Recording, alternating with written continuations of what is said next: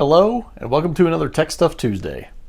This week, when your sub enclosure is too big, what exactly happens? Well, the way you may have gotten here is you went and modeled up your sub in this box, and it looks incredible on a graph, which in our previous video showed that that was inaccurate anyway. Not the point here. So it looks great on this graph, and you go and build it.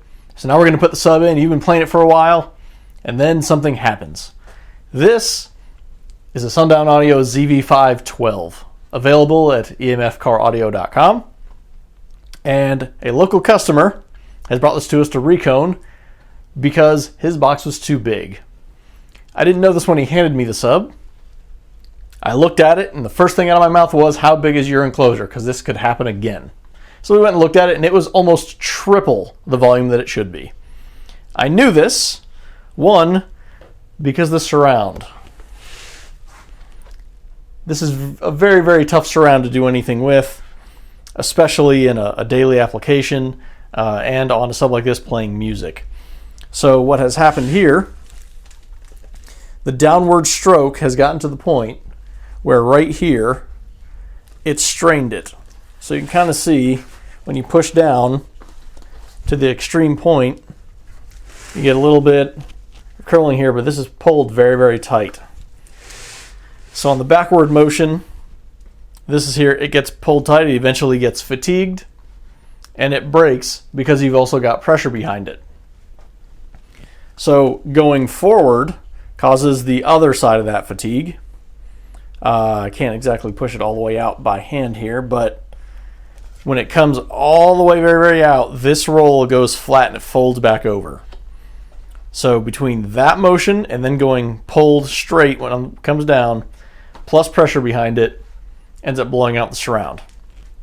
Now, this sub also has one other problem. The leads right here.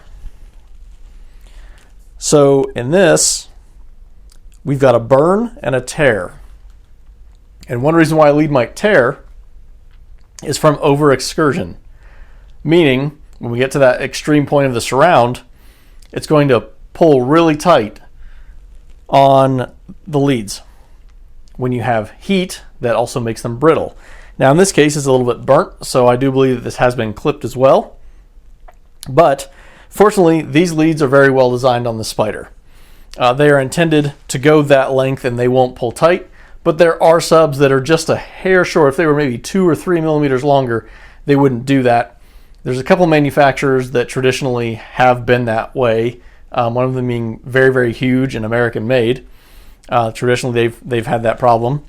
But these are done to where that generally doesn't happen. But when you're to the point where the surround will fail, that does not mean that these are inevitable into failing from that. So, in addition to having the gigantic enclosure, we also have possibly some clipping. So we'll tear this down, look at the coil, and see exactly the other effects of having this go to absolute maximum throw to the point of failure. So now that we've got this sub torn down, we'll take a look, and this is what I expected. We have extreme rubbing all the way down the bottom of the coil to the point part of it has come off. On the inside of the former, again, extreme rubbing right here. Bottom of the former is broken off. There's more extreme rubbing over here. Some more rubbing over here. So the coil itself doesn't look like it's been exposed to a whole lot of clipping. Just that one spot on the lead. Right in there where it's actually broken loose, burnt through. So there was some clipping, but that is definitely not the reason it failed. All of this rubbing. So what's happening is when this goes up and down, it's getting to the very extremities of stroke where the Spider and the surround are no longer keeping it in place. They're the shape that they are for a specific reason, and that's what holds it in place. So when you go to the very, very far outskirts of that, it's no longer linear compliant, and you're at, say, the very bottom of that. So it might be up here like this. And of course, all of your mass is shifted down here. So what happens is it starts to wobble just a little bit. And that's where all of this rubbing is. This is not the fault of it being built. If it were one-sided, it might be. This can also come more on one side than the other as a result of loading in the enclosure. But we'll notice we have rubbing here, some rubbing here, and rubbing here. So we definitely know some of this may be attributed to the enclosure for just a little bit of that, but it was definitely assembled just fine. That's everything you can expect from having the box that is way too big.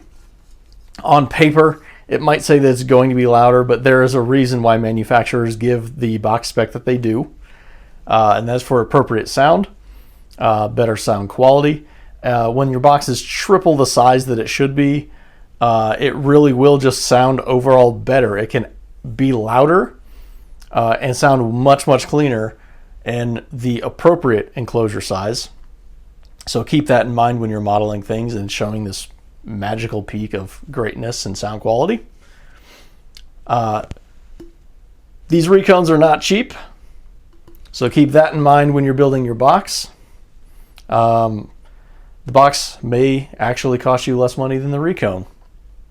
So in the long run, it's better to just do the enclosure correctly the first time, and it will save you some headache and some money.